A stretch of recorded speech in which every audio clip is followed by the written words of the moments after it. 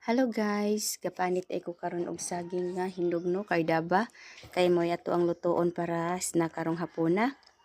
Daghan kay na siya guys, mga kuha na siya kasipi, tulo na siya kasipi. Sa ako din ang ugangan nga saging no kay wa may makalihok. Para guys, daghan jud kay siya ba, no? Kay init naman ato ang kaha guys, so ato na siyang ibutang ang mantika no kay aron ato ang painiton.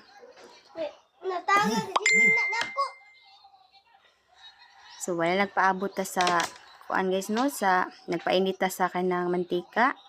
Nanguha na lang pud ko diri og kanang tugkay sa saging kay mo atong iukay sa kanang kuan sa saging kay aron dili bitaw siya mupilit. So kay init naman jud ang kuan guys no, ang ato ang mantika. Atoan lang nang ilunod ng ato ang kuan. Isunod na lang nato naglunod ang kamay. Mga duha lang siguro nakahakop kay aron dili sad kay tamis ang ato ang kanang saging kay hindog na baya siya daan. So gamay lang usa. Di nato palabian. Kay naman sagoy uban nga kuan dili ka uban ako nga dili sad kayo ganahan og tamis. So gamay lang. So ako na siya nang giukay-ukay kay aron gid siya mulatik pag-ayo nga dili pud siya mapaog ang iyahang kamay ba kay pait man sad gud mo kanang mapaig ang kamay. Yan dugay pa sad kay ni maluto ang saging.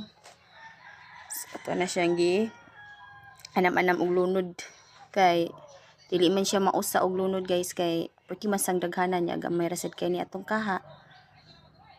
Ako na siyang gi anam-anam. So ato sa nang giukay-ukay. Okay. Aron jud siya makuan jud ang mga saging ba. Mabulit sa latik nga nindot siya tan-awon. Nagluto day ko ani guys kay maabot sa to ako ang pares. Nagikan dito sa bugo kay nagparehistro sa motor. So aron inig abot niya nasad siya makaon may snack. Kay kanisan ako ang anak nagsige mangguni siya ingon nga makaon kog saging luto saging kay ganahan man gini siya saging. Muna nga ako nalasang giluto ang kuan saging hinog dito sa akong ugangan. Ako lang sana siyang tausan og ukay kay aron dili siya mapaig ba.